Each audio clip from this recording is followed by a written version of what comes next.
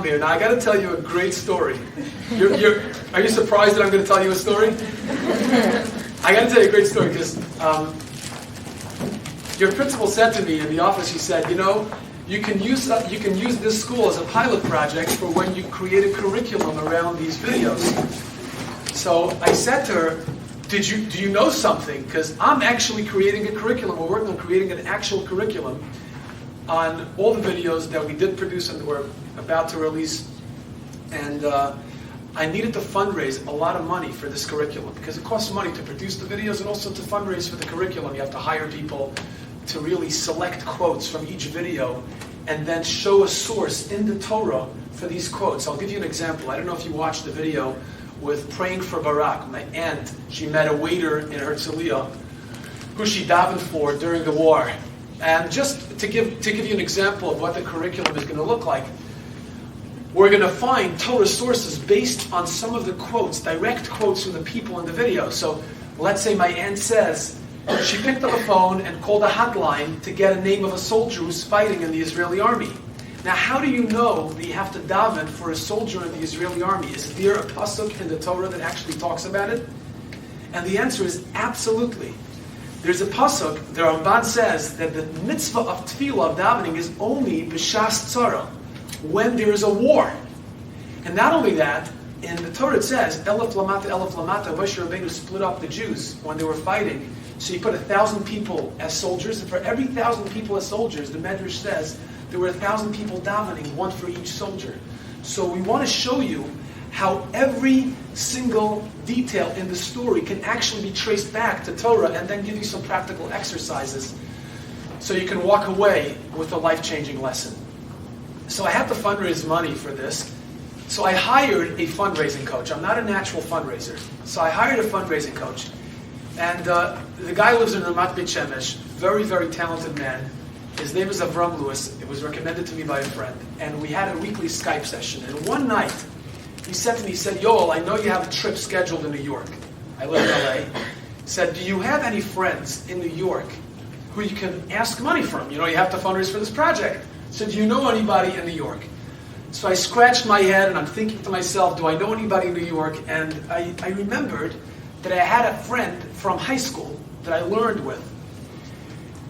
And he made it very big. He's a very big real estate investor in New York. And I said to him, this guy Ari, who I can hit up and ask him for some money. So he said, well, why didn't you text him? I said, I didn't talk to him in 20 years. He said, text him like this. And he gives me the words. He says, text him and ask him. Say, hi Ari, it's Yoel Gold. I hope you still remember me. I wanted to catch up. I'm wondering if we can meet next week, Thursday. I'll be in New York in the area. I wanted to ask you for some help on a certain project. So I don't mislead him, making him believe that I just want to see him. I let him know I need his help.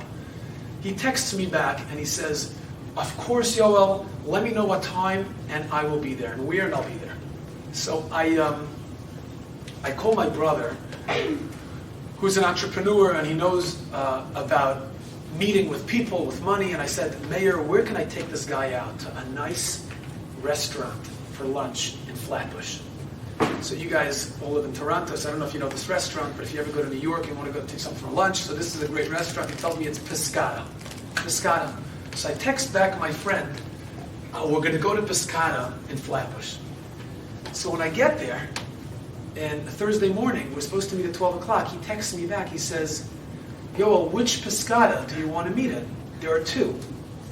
So I didn't know there are two Pescatas, so I'm saying, what do you mean? He says, one is an Avenue P, and one is an Avenue M. Which one do you want to go to? I said, on the moment, I said, eeny, meeny, miny, mo, sounds like M sounds good. I said, Avenue M. He says, great, I'll be there. We're scheduled to meet at 12 o'clock. Now, with my fundraising coach, I had prepared a word-for-word pitch for this guy. So I had a script in my pocket. I had a script with 3 paragraphs, keywords, to say how to pitch the project to my friend and hoping to get from him a $100,000 check. Now, I have never asked anyone for so much money, and I haven't seen him in 20 years. I'm very, very nervous. I'm rehearsing the script. I walk into the restaurant, Pescada on Avenue M. 11:58, 2 minutes before 12 o'clock. I ordered 2 glasses of wine. I ordered a salad for myself. The guy comes in. He's 12:03, comes in. He has a Bluetooth piece. Tall guy, a handsome fellow. He's very, very busy. He's making the time for me. He walks in and he walks over to me. I get up, I give him a hug. We sit down and we start catching up on life. And we talk about anything and everything but money. I can't gather the courage to talk about money and to really get the script going. 25 minutes later, we're done with lunch. And at this point, I know he's got to go. And we have to order dessert. So I get up and I walk into the bathroom. I excuse myself and I take out my script one more time. And I look at the script, I rehearse it, and I have a confession to make. I davened from the bathroom. and I said, Hashem, I just want to get this curriculum up and running and to make it available to schools.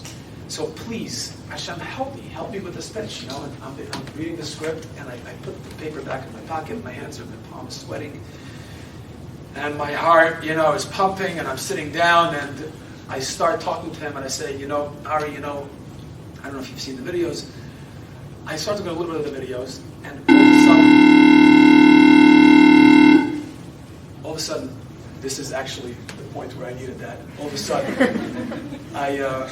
my face, I'm facing the door of the restaurant. He's facing me, so here's the back. So it's exactly like this, how you're facing me right now. He's facing the back, I'm facing the door.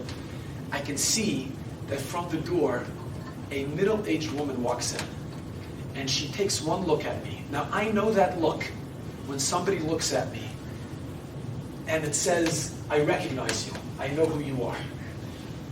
And I know usually what happens next is 80% of the time they come over and they give me some heartwarming compliments. And I'm thinking to myself, lady, don't come over right now. I'm making the pitch of my life. It's not a good time. She comes over. And she walks over to me and she says, Rabbi Gold, are you Rabbi Gold? I said, yeah, I'm Rabbi Gold. She says, my goodness, Rabbi Gold, you're not going to believe this. And she's excited. You're not going to believe this. Right next to this restaurant, Pescada, there's a Sephardic girls' school called Sharei Torah. And the girls, 12 o'clock, usually come out of school and they walk into the restaurant to buy some sandwiches for lunch. The girls came in from Sharei Torah to the Pescada restaurant just now to buy sandwiches, and they saw you. And they got really, really excited. They came back to the school and said, Rabbi Gold is next door, he watches videos. And they asked me to come over and talk to you to see if I can get you to come and speak to them next door after lunch. Now, Rabbi Gold, I got to tell you, your videos are life-changing. I have one recommendation, by the way. It would be amazing if you could make a curriculum around these videos for our girls. It's just incredible. And for 10 minutes, she goes on and makes my pitch.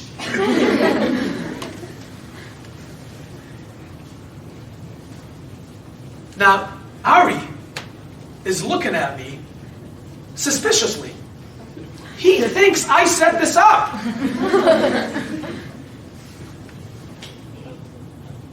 She finishes speaking. She said, Rabbi Gold, would you come? By now, I'm feeling anything for you, lady. Thank you so much for your help. This is what I'm thinking. I'm not saying, I said, of course, I'll be there. She walks out, and then Ari looks at me, and Ari says, Yoel, how much do you need for this project? I said, I take a deep breath. I said, $100,000. And he said, okay. And he gives me a $100,000 check. Now, I'm as shocked as you. I can't believe what just happened. And he says, can I do anything else for you? I'm in a rush. I said, Ari, now for now, okay. We'll be in touch. So he leaves the restaurant, and I'm sitting there paralyzed, and I'm trying to gather myself.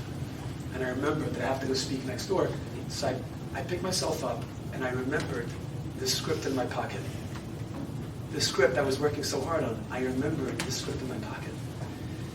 So I take out the script, and I look at it, and I tear it into pieces. And I throw it in the garbage. And I continue walking to the school. And this Mrs. Sprung, her name is Mrs. Sprung, by the way, this principal of the school, Shari Torah, introduces me to the girls, just like right here. Introduces me, he says, what Hashgacha pratit, that Rabbi Gold was next door, and he can come talk to us. And I get up and I say, girls, let me tell you about Hashgacha. She has no idea what she just did, what happened. So let me tell you what just happened. And I remember that night, I was traveling back to LA, and I was on the plane. I had tears in my eyes. I couldn't believe the siyata d'shmaya that I had. And I thought to myself, this morning, I made a blessing. And the blessing was, Baruch atah Hashem, Elokeinu melech ha'olam, ha'mechin mitzadei gover. Hashem prepares the steps of man. And I said, I had no idea where I'm going to go. Am I going to go to Avenue P, Piscata, or Avenue M, Piscata? I didn't even know there were two Piscatas. And for some reason or another, I chose Avenue M, but I didn't choose it. Hashem chose it for me. Hashem prepares our steps. So there's one simple question. That pasuk comes, that bracha comes from a pasuk in Mishlei. The pasuk in Mishlei says, Hashem Hashem prepares our steps. So Shlomo HaMelech says, V'adama. So what should a person do? Imagine, if Hashem prepares your steps, so why should I put in any effort? Anyways, God will guide me, so why should I do anything? No. V'adama, you know what a person has to do? Yavin darko. Two important words. A person has to have a script in their pocket. We always have to have a goal and have a plan and how we're going to reach those goals. That's our responsibility. Once we have a plan, a script to accomplish and achieve a goal, then Mrs. Sprung steps into the picture. The Shliach of Hashem steps into the picture. That's how life works. Hamechin mitzadei gover. It was huge. For me, it was very big.